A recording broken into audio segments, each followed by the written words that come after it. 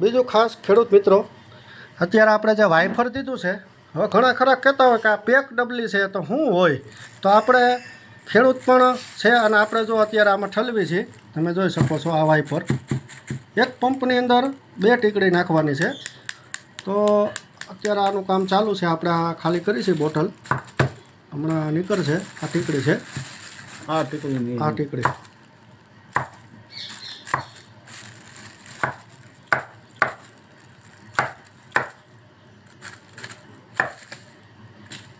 ભાંગી ગયું છે.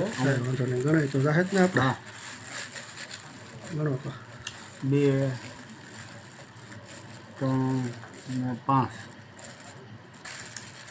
5 ને 6, 8, 9,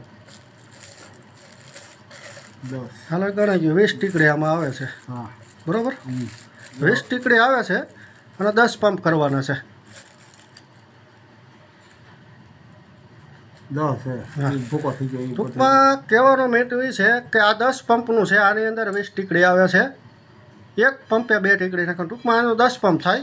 અને આ છે ટીકડી. આપણે ખેડૂત મિત્રો અહીંયા જ કર્યું છે. આ આવી રીતે નાખવાની, આ નાખવાની છે જોટો. ઈડની પ્રોડક્ટ્સ માટે આ એક પંપની દવા થઈ. તો આમાં કમ્પ્લીટ જ આવે છે 10 પંપની. આમાં 10 પંપ ખેડૂત મિત્રોને કરવા હોય તો કરી શકે છે.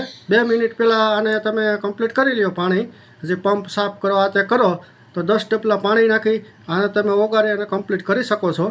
અને આ છે સુવર્ણભૂમિની, આ એક પંપની અંદર આ 2 ટીકડી નાખવાની છે.